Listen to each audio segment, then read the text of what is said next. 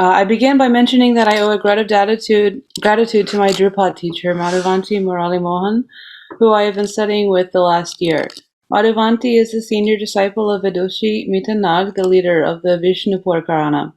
Much of my insights and inspiration derive from my lessons with her, particularly about Dhrupad and being a female instrumentalist in the genre. Dhrupad is a comparatively old genre of Indian classical music with historical and mythic roots in the court of the 16th century Mughal Emperor Akbar. Though Dhrupad's popularity has waned since the 18th century, practitioners have continued to adapt the genre as social norms and performance contexts change. Among genres of North Indian classical music, Dhrupad falls at the most conservative, most austere style of performance. Dhrupad performance requires the highest degree of performed masculinity among classical genres. Dhrupad is an austere style without feminine-coded ornamentation typical in other genres. Performance techniques emphasize lower registers of both voice and instruments. For would-be female performers, this requires training the voice to extend their range downward or learning instruments that are taboo for women.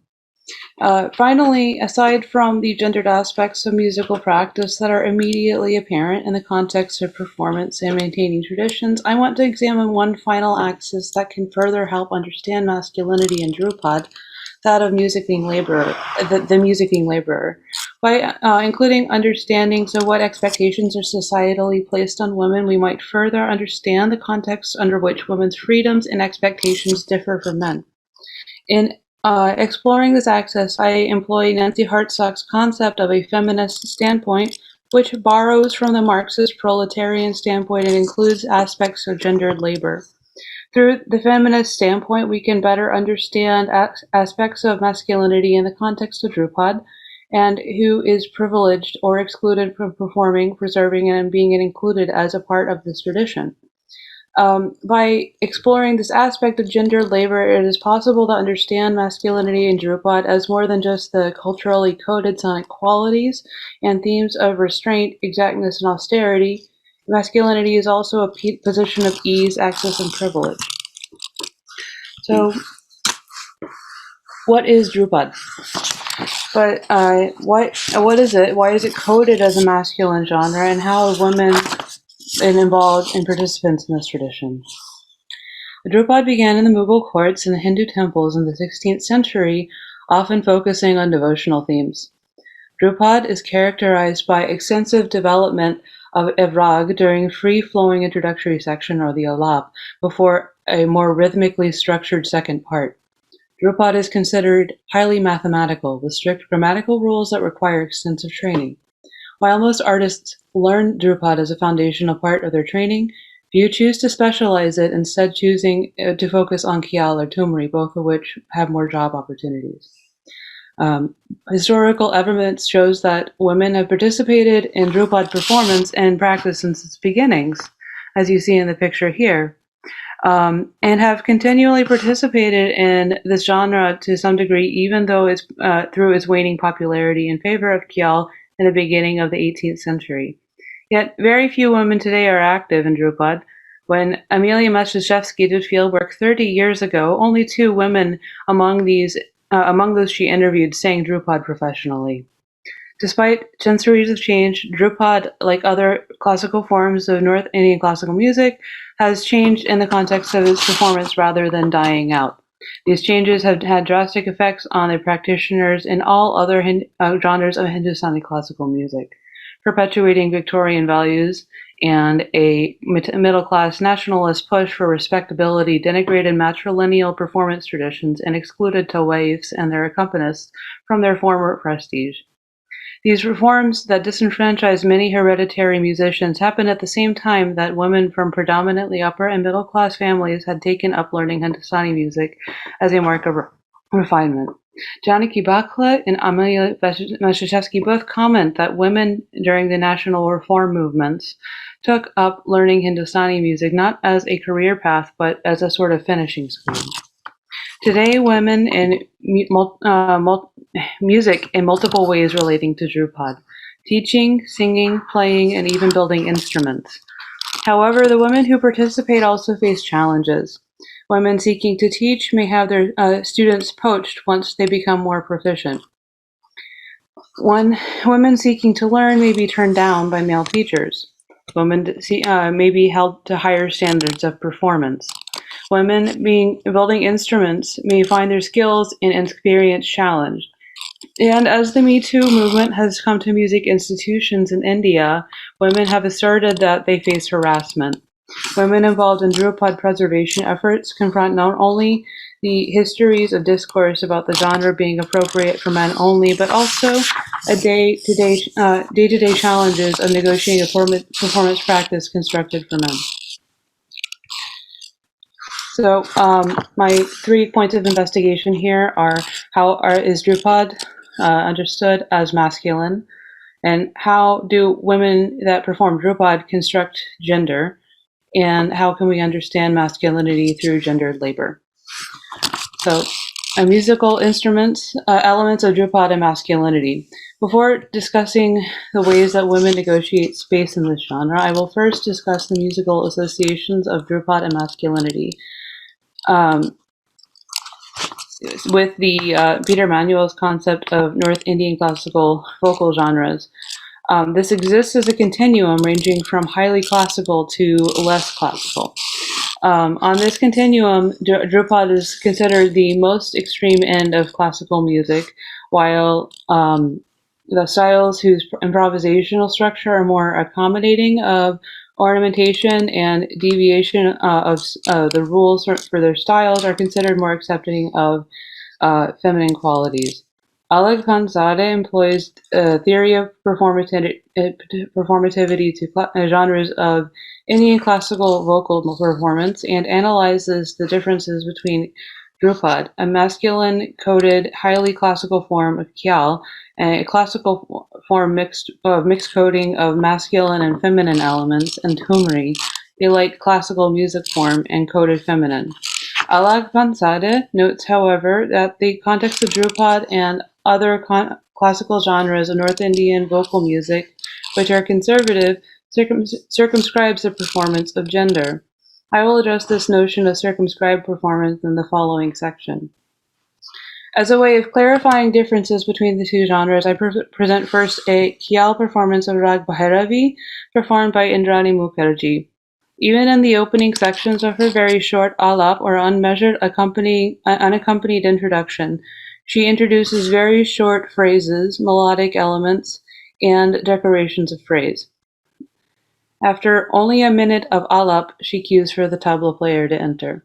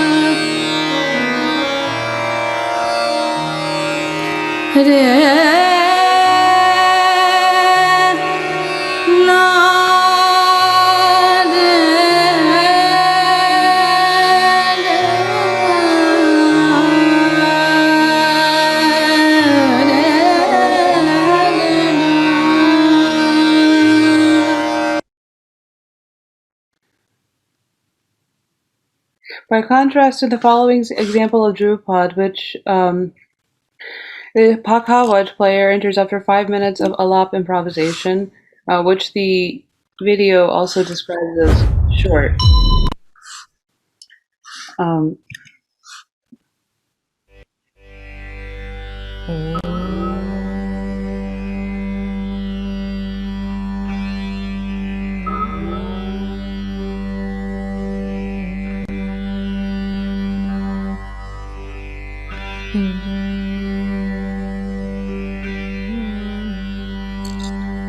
So this example of Dhrupad is also a recording of Rag Bhairavi.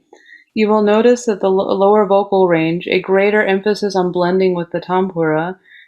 This is a technique that Dani Guntecha, who is singing, performs at the beginning, and the one that her father, Umakant Guntecha, also specializes in, which is blending the voice so well with the tampura that the difference between the two is indistinct. You'll also notice that all the musicians in the recording are female, a feat that Madhuvanti claims is a first. In this video, you see Madhuvanti Murali Mohan playing Rudravina. You see Dani Guntecha singing, and Anuja Boruda on Pakavaj.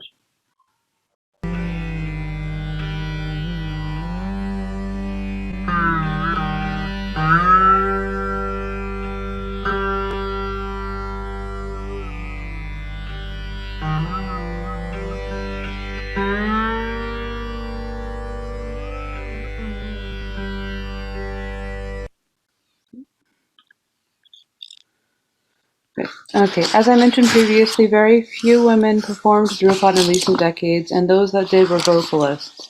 Women who played instruments such as the Rudravina faced additional expectations of performance. Thomas Marcotti, a German journalist who wrote a number of books on sociology, emphasizes the importance of matching the Rudravina to the voice, and the importance of matching the body to the Rudravina. Marcotti also goes on to state that should you be of the female sex, thus having a higher voice, then you ought to be prepared to face a sad message. As tradition would have it, playing the veena is a men's job. Being a female, you must not even touch a Rudravina lest you run into the danger of becoming barren, branded with the ignominy of remaining without children. Three things become apparent through this statement. First, that there is a concept of pitch appropriateness with regards to vocal range. Second, that this vocal range must not only be suited to the singer but also the Rudravina.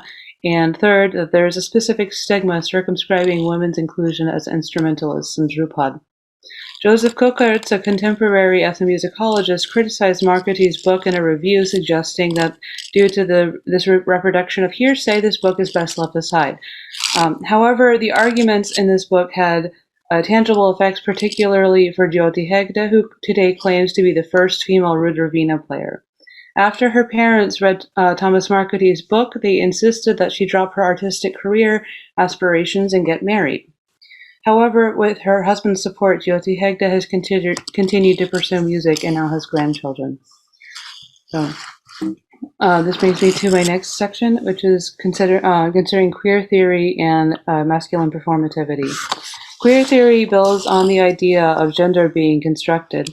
Gender is mimetic and can be fluid in identity and in presentation. Here I interpret queer theory not as simply being about being gay or lesbian or queer, or as applied to practices that are gay or lesbian, but as a methodology for interrogating non-intrinsic links between performance, identity, gender, and sexuality. Following Anna-Marie Jagos, I interpret queer as less than identity as a critique of identity. In the more conservative genres in North Indian classical music, several women take note of their gender and choose performances accordingly. Alag Pansada notes that one female musician announces her feminine approach to Dhrupad on her website.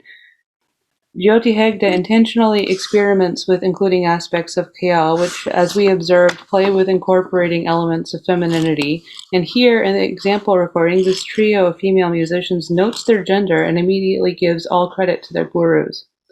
In contrast to the previous example of Khyal, this example showcases many elements understood as masculine. They include a rich, low-registered voice, the slow development of a melodic material, avoidance of ornamentation in favor of deliberate, perfect phrases, and an economy of movement. Other scholars have questioned the fixedness of the human voice, which further problematizes this idea of pitch appropriateness. The voice is an aspect of performativity that is reinforced daily, and Iatime explains in an analysis of performativity of vocal timbre, the vocal cords have a plasticity and over repeated training and practice adapt to different characteristics. For vocal performance in Dhrupad, Kharaj is practiced every morning in order to develop the lower register of the vocal range. Over a long period of time, with correct practice that does not put strain on the vocal cords, a vocalist can gradually lower the range of their voice. I have practiced Karaj since starting vocal Dhrupad lessons with Madhuvanti in June, and over the past 10 months, I have observed my regularly accessible notes drop from an F to below middle C or a B flat an octave below middle C. This might not reflect what range I have at the end of the day, but it helps me stabilize the range that I access in the lower registers of my voice.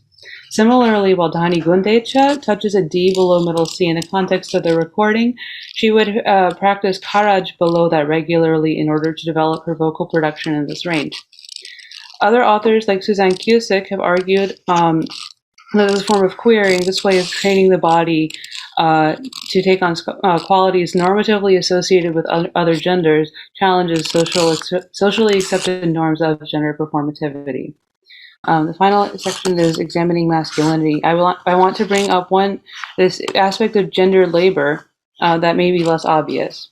This is Nancy Hartsock's concept of a feminist standpoint, which borrows from the Marxist proletarian standpoint and seeks to include aspects of gendered labor.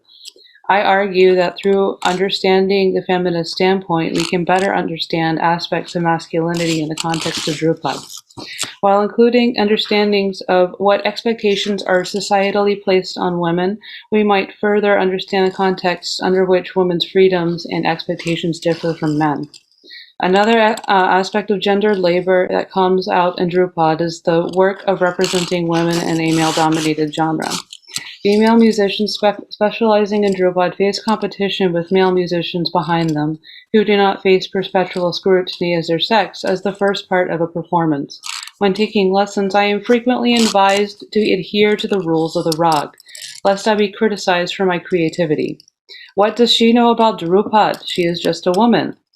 Madhuvanti suggested that men would attempt the same thing, however, might instead be praised like that is such an ustad thing to do.